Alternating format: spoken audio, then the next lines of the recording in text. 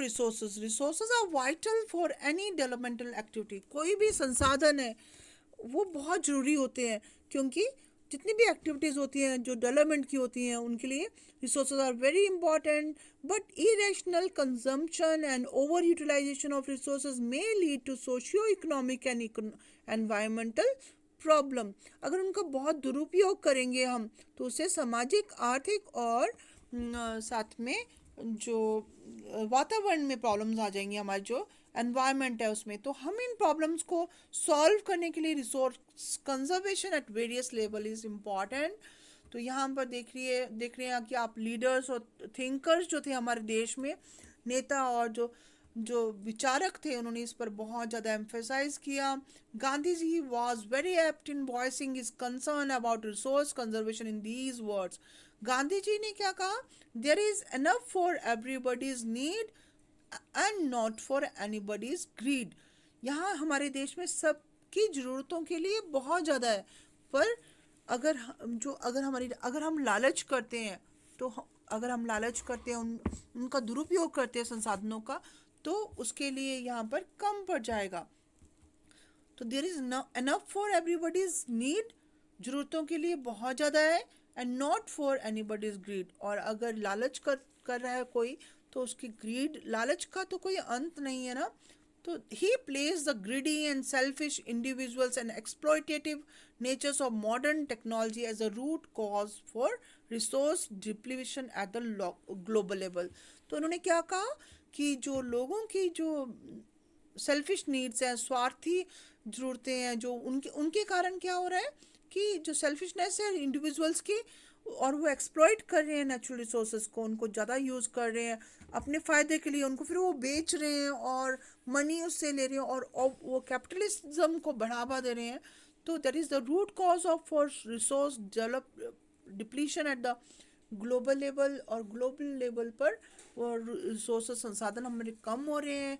He was against mass production and wanted to replace it with the production by the masses. वो कह रहे थे कि बहुत ज़्यादा अमाउंट में कोई चीज़ प्रोड्यूस नहीं करनी है, बट हमें कोई भी चीज़ प्रोड्यूस करनी है that must be for the masses, वो लोगों के लिए होनी चाहिए. तो that is his thinking, and various others leaders and thinkers, they also believe in these things, okay. And because they believe that we must use our resources wisely, okay. So this is their thinking, okay. We have to conserve the resources for the future generations also. संरक्षण संसाधनों का बहुत ज़्यादा आवश्यक है, और लोगों हमें स्वार्थ त्याग कर, हमें अपना लालच त्याग कर, जो अपने सेल्फिश नीड्स होते हैं, उन मोटिव्स होते हैं, उनको छोड़ के हमें क्या करना है, उसको सेव करना है for the future. At the international level, the club of Rome advocated resource conservation for the first time in a more systematic way in 1968. In 1973, Gandhian philosophy was once again presented by Shumchar in his book Small is Beautiful. तो question में we asked who has written book Small is Beautiful. तो Shumchar जो है, इसने लिखी थी ये book. The seminal contribution with respect to resource conservation at the global level was made by this report, Brundtland Commissioner report in 1987. This report introduced the concept of sustainable development and advocated it as a means for resource conservation, which was subsequently published in a book entitled Our Common Future. तो यहाँ पर ये देख रहे हैं एक important जो next insignificant contribution था, वो रियो डी जेनेरो का जो ब्राज़ील में सबमिट हुआ 1992 में, उसमें भी बहुत ज़्यादा इस पर एम्फेसाइज किया गया.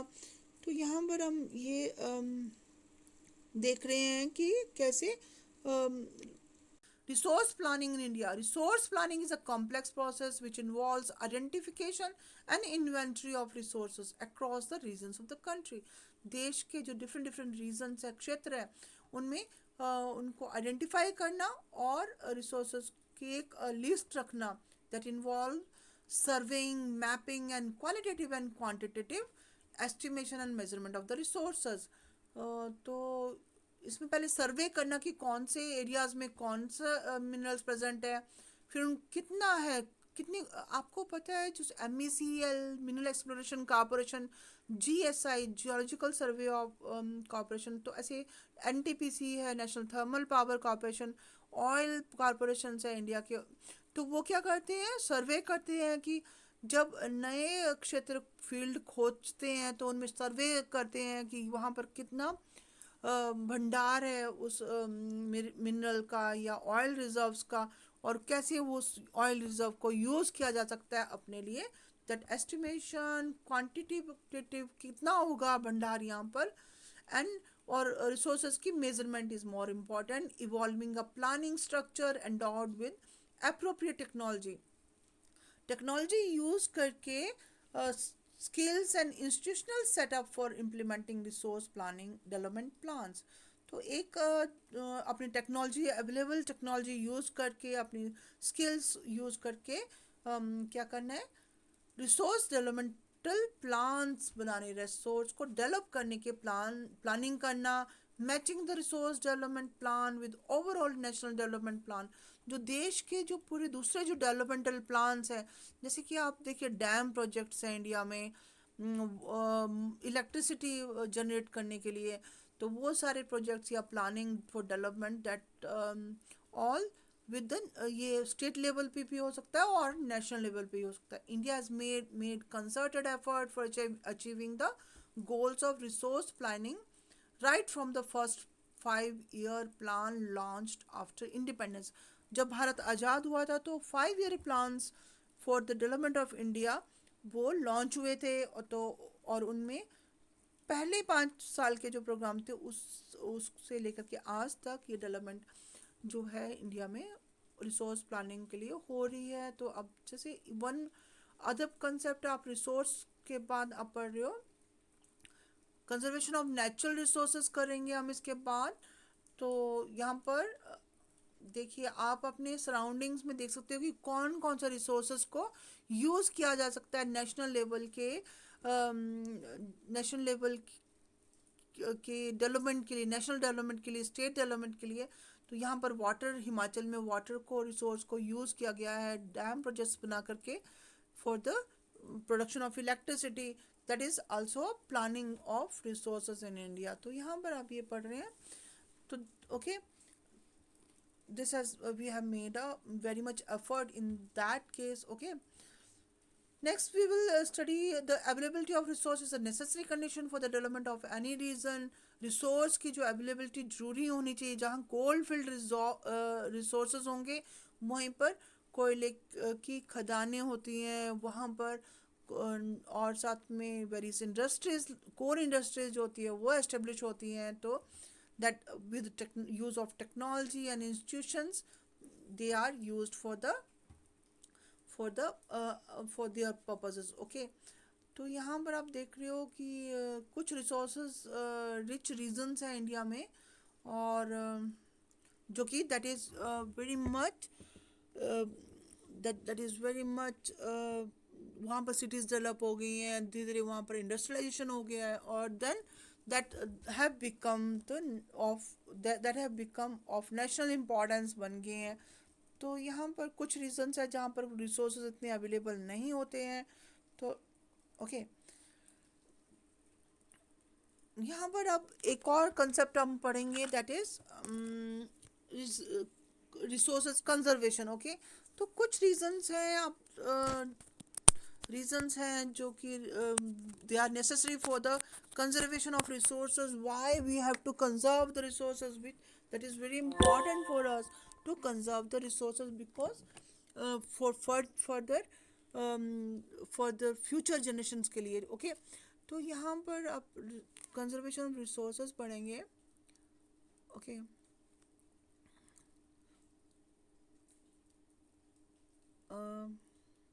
Resources conservation is very important concept, and संसाधनों का अच्छी तरह से उपयोग करना, ओके। गाय भैंस बकरियां हमारी जो कैटल्स हैं उनके लिए पैस्चर लैंड की कमी हो रही है। और दूसरा जो फैलो लैंड है, खाली पड़ी हुई ज़मीन है, वो सारी क्या है, that is very that is not suitable to grow crops. और दैट वहाँ पर अगर हम क्रॉप्स फसलें उगाते हैं तो 2 या 3 टाइम्स ही उगा पाते हैं, दैट इज़ नॉट फर्टाइल। तो that is that type of land.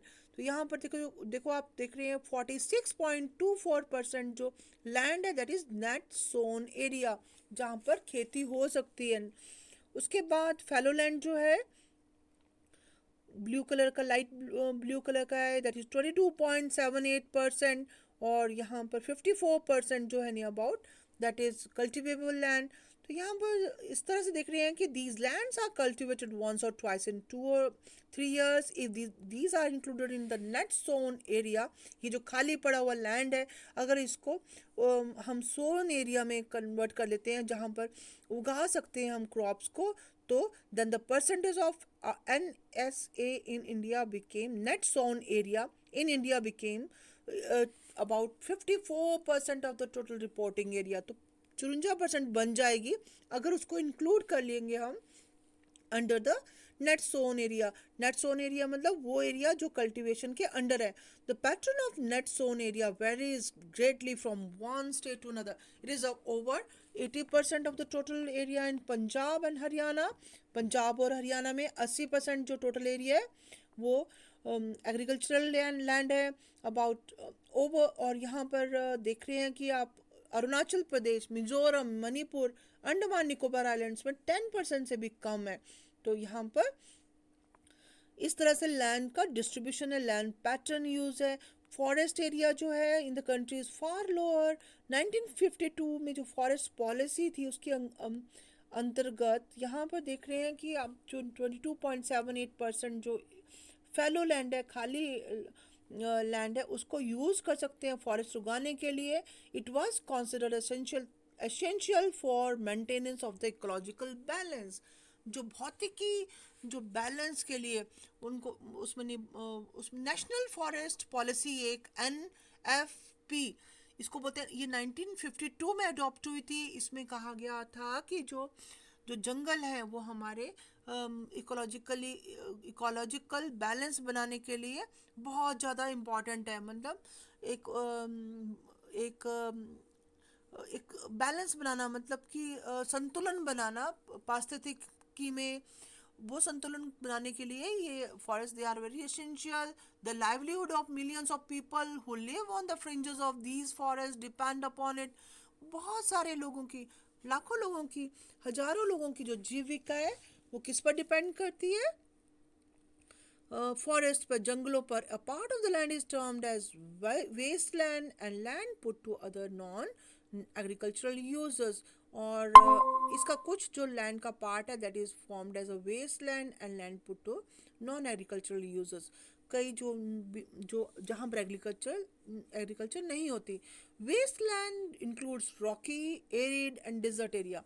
Waste land कौन सा है, जो कि रॉकी एरिया है, एरिड मतलब जहाँ पर वाटरी एरिया है, सूखा area, dried area, desert area, and land put to other non agricultural users including settlements, roads, railways, industries also. तो कुछ जो लैंड है that is used for construction of roads, railways, industries, settlements, buildings, तो वो सब के लिए ये यूज़ होता है। Continuous use of land over a long period of time without taking appropriate measures to conserve and manage it has resulted in the land degradation। Continuous use करना land को अपने यूज़ के लिए, और उसको कंजर्व नहीं करना, बचाना नहीं, और साथ में उसको मैनेज नहीं करना, उनकी प्रॉपर मैनेजमेंट नहीं करना, तो उससे लैंड में डिग्रेडेशन हो रही है। हमारे जो अपर लेयर है लैंड की, वो फर्टाइल लैंड लेयर है, जो जो जो जिसमें ह्यूमस भी होता है, तो वो डिग्रेड हो रही है, मतलब वो उसमें क्वालिटी उसकी ख़त्म हो रही है। This in turn has serious repercussion on society and environment. इससे समाज और वातावरण पर बुरा प्रभाव पड़ रहा है। Land degradation and conservation measures, तो हम यहाँ पर पढ़ेंगे कौन कौन से लैंड डिग्रेडेशन क्यों हो रहा है, मतलब जो जमीन है उसको जमीन की ऊपरी सतह है वो क्यों खराब हो रही है और उसको हम कैसे बचा सकते हैं। तो we have shared our lands with the past generation, हमने जो अपना लैंड है, जमीन है, बहुत सारी